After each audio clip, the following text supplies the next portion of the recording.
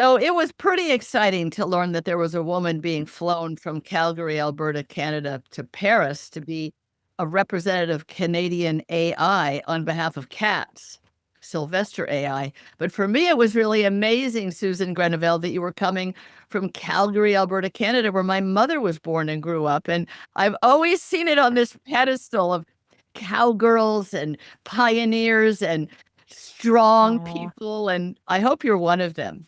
You must be. You've Aw. conquered the AI world. Yeah, I love that. I love that about your mom. We'll have to talk about that at another time. Yes. But yes, this is the land of gritty. We try things and we fail and we pivot. But actually, interestingly, the University of Alberta is one of the leading data science universities in the world, which is why we created this technology here. Okay, I just want to explain to people that we're a little bit delayed because you're in the pouring rain in the middle of summer. So it's making Right. a little fuzzy, which is probably like Doris Day used to have Vaseline put on the filter when she got older. Maybe we should both have fuzzy rain. Sylvester, Oh my God, I love. Sylvester AI is a quite extraordinary thing you have created, a proprietary facial recognition for cats. And the reason, to my knowledge, that it's most amazing isn't just that it can detect when cats are in pain or otherwise ill, but even if people did take their cats to the vet when they had that suspicion, which they don't, because it's pretty unpleasant for most cats to go to the vet, and it's still, is he okay? Is he in pain? Oh, maybe I'll have a bad day tomorrow. The truth is, you get to the vet, and without something extraordinary like what you've created, the vet says, heart sounds good, lung sounds good, not dehydrated, don't know what to tell you. Maybe we'll take some blood. Talk about where you came up with this idea for getting the physical cues from a cat's face and body position, particularly the face, that AI Mhm. parse from hundreds of thousands of images that you figured out how to, I guess you figured out how to tell AI how to figure out the whiskers That's right. shape and so forth. So talk about it because it is truly innovative and extraordinarily brilliant. Yeah, thank you. And it's taken a lot of people and decades of passion for cats to finally say, this is enough. We know that cats are suffering because we don't see them going to the veterinarian regularly, even though we know people are very well intentioned. People love, obviously, we love our and we love the species and we love them because they're quirky. But the reality is we miss the cues because they hide them because if they were in the wild and they showed pain, then they would get eaten. And so this is a very much a base survival skill is to hide their pain, hide in the back bedroom, not let us know when they really may be in pain. And I've not met one passionate cat owner or cat caregiver that has said, if I would have known, I would have done something different. And so that's what our technology is trying to do is help people with those subtle cues. And I'm happy to report that cat parents everywhere are really loving the tech. How we actually created this tech was actually with feline specialists. And my background was working in animal science, actually with pharmaceutical companies. So very much understood the science and the rigor bringing products to market, but could see that there was a huge disparity between how we treat dogs and how we treat cats. And everything that had been done to date has been really dog first and cat second. Somebody actually said to me, and this was a man, a very well respected man, he said, it's a lot like human research in medical research. A lot of the early research was all done with men researchers. So And so true. those women, right? So Yes, now we're and seeing they this. were made for men's problems and men's body size, men's chemical makeup. Yeah, a lot of things. Yeah. So, yeah, you know what? You're taking it back for the cats. We are just cat focused. And early on, when I was working actually with a pain product that was specific to cats, I learned about these Grimace scales. And a Grimace scale they're in every species. These are veterinary validated scales for cats in particular, but human Grimace as well. We furrow our brow, we clench our jaws. And what veterinarians have found is this is really highly accurate for identifying pain on a cat's face. So with feline specialists, there's multiple Grimace scales. We collected information and I took a feline specialist who was board certified Right. well above being veterinarian. much of it is around the behavior of the cat that they've done training on. So they created our first data set of cats in pain and not in pain. And in our machine learning, we were 96% accurate to identifying the difference. And this was well beyond and before AI became what AI is now. So when we saw that in the first data set, we thought, why has no one done this yet? Why has no one done this yet for the species? And we think it's because they're cats. There Oh, just was there just wasn't as much momentum as there is now. And so that really gave us a leg up to get the ball rolling with this tech. so I have a couple of things. One is that when you're in a doctor's office, particularly a pediatrician's office, but even just in hospital rooms, there's that Grimace scale for people.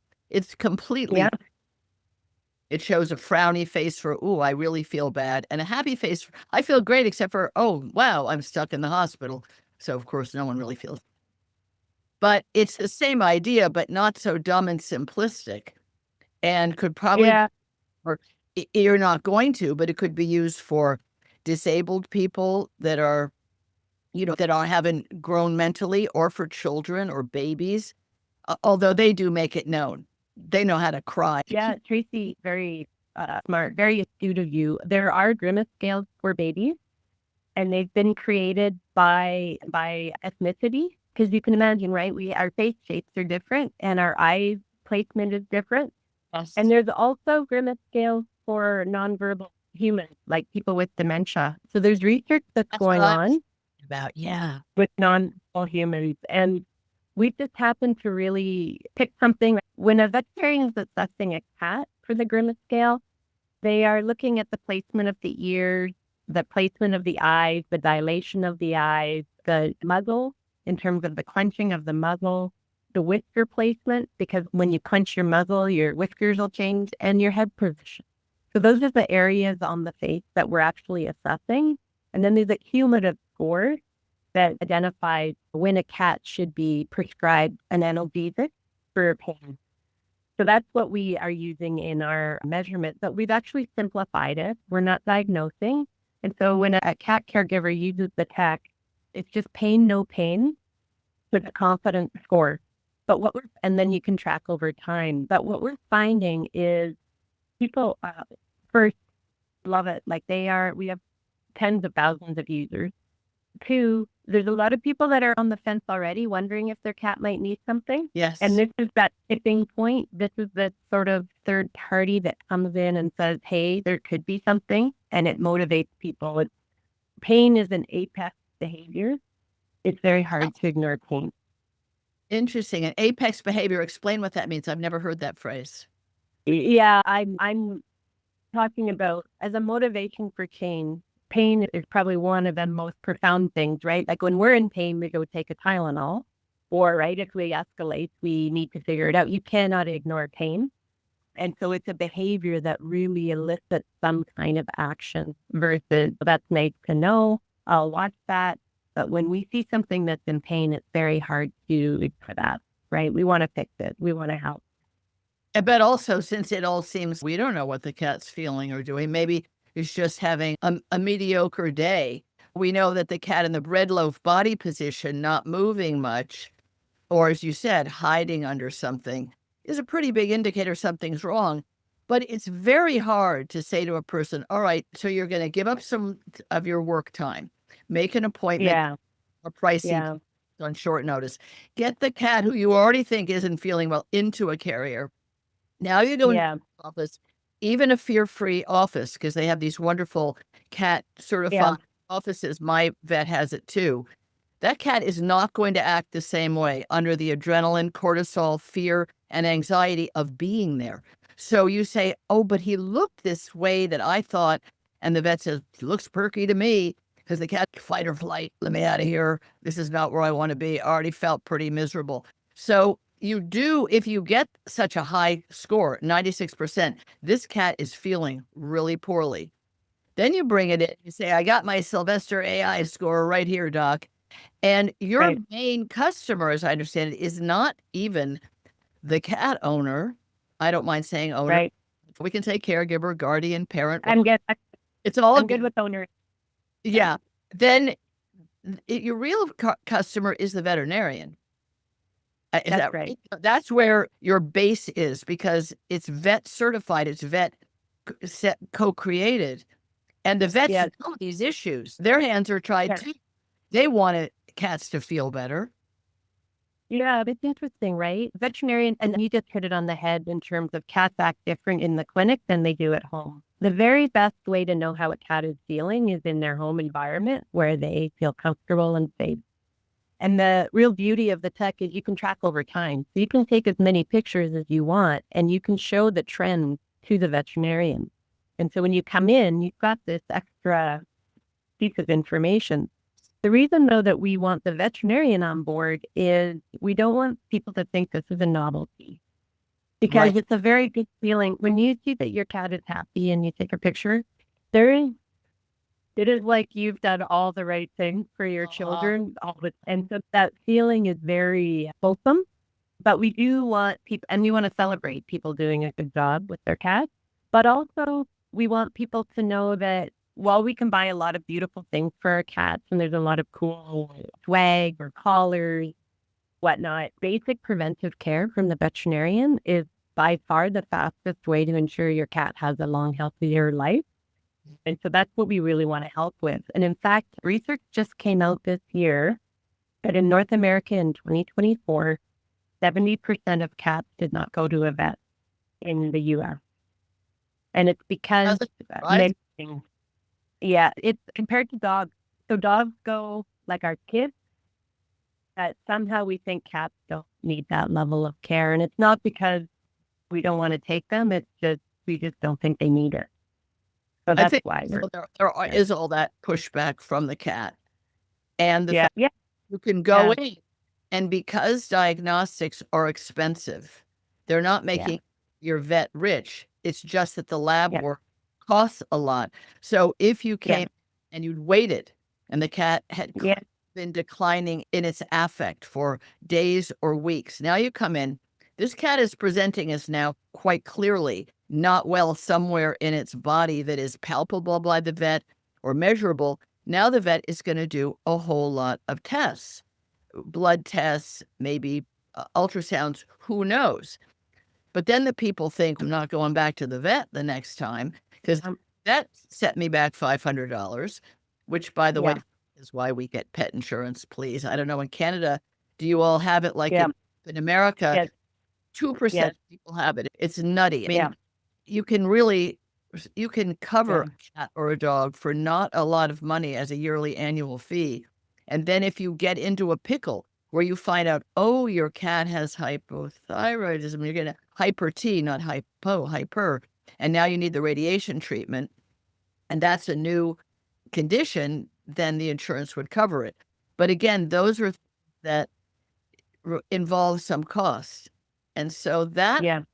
is one of the reasons I don't think people are as quick to come in to the vet, even with their dog, as I would think they should. I was just in the other day with one of my dogs, and there was a new vet tech on the front desk. They have 3 women and sometimes men working the front desk, in addition to not a lot of vets. We have 4 vets and Yeah.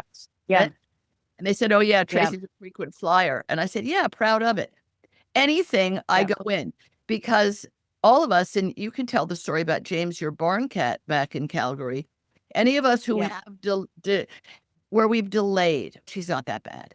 I'm going to wait a few days and see how she is. That's how my golden retriever Roma died of pancreatitis. I took her in, Right. but he said, shall I do a blood test? Now, in my opinion, when I told him that she hadn't been eating and she'd been throwing up, but she presented as okay. He should have said, I'd really like to do a blood test, but I'd never been down that road before. Oh, I don't want to put her through it. Not that getting your blood drawn is a big deal. And she was dead within the week, having gone there and put on IV antibiotics. My was just not quite right. I said to the vet, I lost my dog to pancreatitis. Please, can I think I should go to the emergency place. It was a Saturday morning. No, give him a few days. We'll see. A week later, he was dead from something horrendous going on in his liver. I'm not saying Yeah. this to caution people, but to alert them that going to the vet is something that I know there's monetary pushback and hassle pushback, but Yeah.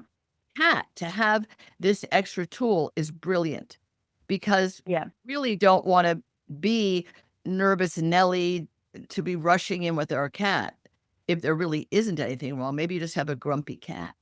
I doubt Yeah. it, but I do think it's a You tool know, that's incredibly valuable. Tracy, you've hit all the reasons why. You've hit all the reasons why. And I'm not saying I grew up on a farm, and you know how we treated animals a little differently in the farm. And we weren't going to rush to the veterinarian, maybe the cattle, because there was some monetary, it was our livelihood. But I think what I've come to learn over time, and you've hit it on the head, there's so much more preventive that just that peace of mind, because we love these animals like we love our family. And to stay on top of things, when I talk to actually insurance companies, they say, we love your tech because we would rather see claims of small things that are Yes. easily fixed. Yes. What's happening, especially for cats, is we're waiting too long. Do you know most cats that are euthanized have not been to a veterinarian previously, like the past year, before they were euthanized? Which tells us we're just waiting way too long for the species. And I get the sensitivity around going to the vet and the cost, but candidly, they're not really going. And I know you have super users. I know that there are like incredible people that are doing everything right. And I hold you in high regard because kudos to you. It's just the majority of people aren't doing that. So how can we help bring the base a little bit up? Education, but you're putting a tool in their hand that Right. empowers the cat owner to be part of the questioning process. Yeah. Maybe part of the solution other than handing them over to a certified veterinarian. Obviously, home remedies would be useless because is it pain? And yes, it seems to be because that's what Sylvester AI will tell you. But what body part Yeah. will tell you? Is it chronic? Is it urgent?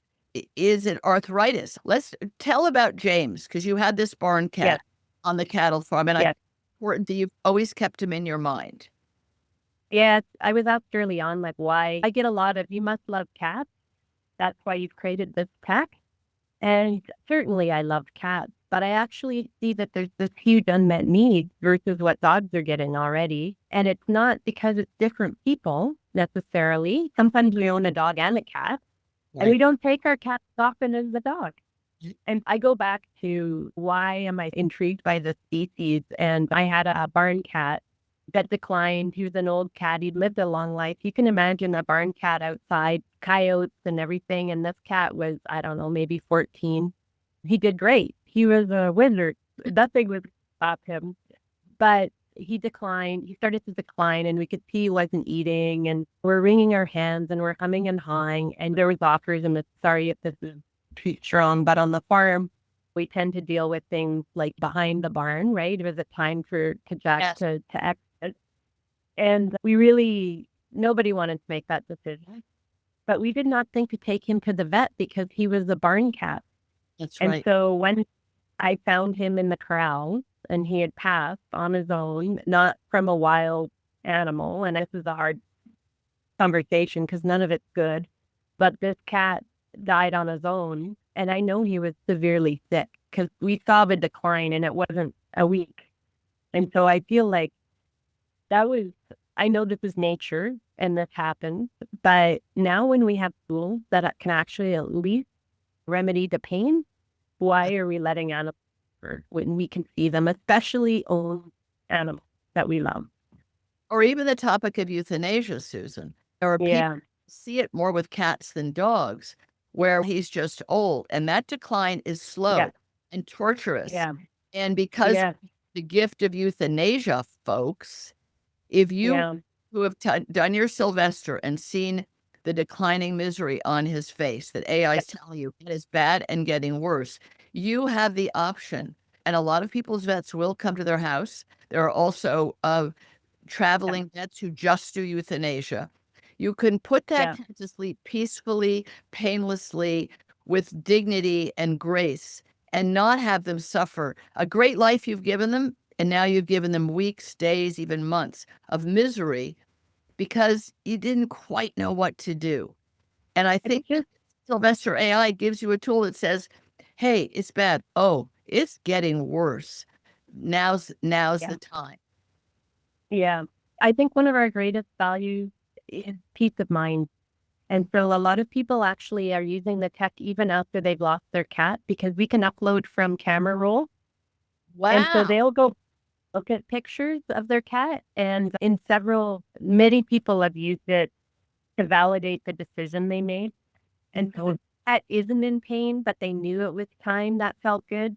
If their cat was in pain and they knew it was time, that felt good. Because I think we all look back and go, was that the right time? Did I do the right thing?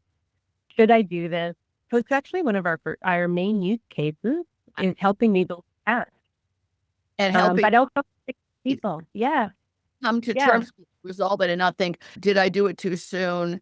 And have I killed my cat? Or did I wait too? Yeah. At least I did it through waiting even longer without the helpful tool. I think that Yeah. there's a lot of ways in which we need emotional support in getting help from, Yeah. because especially with cats, we say it's just their nature. They're tough buddies. But let's just talk about Yeah. arthritis for a minute. You were in the pharmaceutical field, and Yeah. arthritis medications and solutions for dogs, they've been rampant. They've ramped up as well. To say there were many, Yeah. they've ramped up with Yeah. injectables, lots of different ways to address arthritis in dogs. I haven't seen hardly any in cats, and we know that every creature, including ourselves, that ages gets arthritis. That's what happens. You get joint pain. The joints aren't as Yeah. functional as they were. And so when your Yeah. cat is less active and Yeah. not jumping up and down off the bed or the counter, it's a good chance it's because of arthritis. Is that something in your knowledge of the pharmaceutical end of cat care that the vets now, do they have tools where if so They let's do. suppose the Grimace, cat's in pain, Yeah. it in, they manipulate the cat a little bit and they see tenderness or they see a lack of mobility. Are there drugs they can then prescribe? Yeah. Yeah. So there are now drugs available. There's actually a very good drug for osteoarthritis available. It's a month treatment. What's interesting, because we're talking to that company now, is even though that's chronic pain and our technology is based on acute pain, which means like if you stub your toe and I take a pic if you were a cat and you stubbed your paw and I took a picture, you'd feel pain. But then in a moment, you might not feel that pain, which is why we're like, take pictures over time. Like you don't have to make a decision off one picture. But for chronic pain, it doesn't work quite the same way because chronic pain comes and goes. If you lift something and you have arthritis in your wrist, it hurts, but only when you've lifted that thing. It's the same for cats, but what's interesting is every chronic condition starts with acute pain. You Uh, feel pain. And yes. so And even you though get used we to don't it. You get used to it. You exactly, acclimate it. we're talking to them about actually helping people come back because they'll get the first treatment for osteoarthritis for the cat in the clinic. And then the cat goes home in their home environment. Cat seemed fine, always maybe not jumping as much. He was really great for the months he was on the product, but now he's not jumping Right. around as much. We can still help the cat get back because it's just helping people go, yeah, no, the cat's actually telling you something and they're stoic and they'll ride it out. But if we can help them, why not try to help them? I think what you've done is amazing. I think that Albertan Canadians are very stiff upper lip. They're braver even Yeah. than the British stiff upper lip. And so you understand about stoicism. My mother was also Scottish Yeah. Presbyterian, which adds a whole nother Yeah. lip. So we don't want to do that to our cats. We want to be able to No. know when they're not feeling well and let our vet do everything possible to make them feel better. Susan Groeneveld, congratulations on what is now already a huge success, and I know it's only going to grow. Thank you for being here. Thank you to Jack, your barn cat. I'm sorry I called him James. And I thought, in his memory, thank you for all you're doing. Tracie, thank you so much. And it takes a village. So we're collaborative by nature. We're really doing this for the best of the species. Exactly. And we appreciate everybody that's listening and everybody like yourself that really understand cats. It's going to take all of us to change how we think about cats in the world. So thank Thank, you very much. thank you so much. Take care. Bye bye.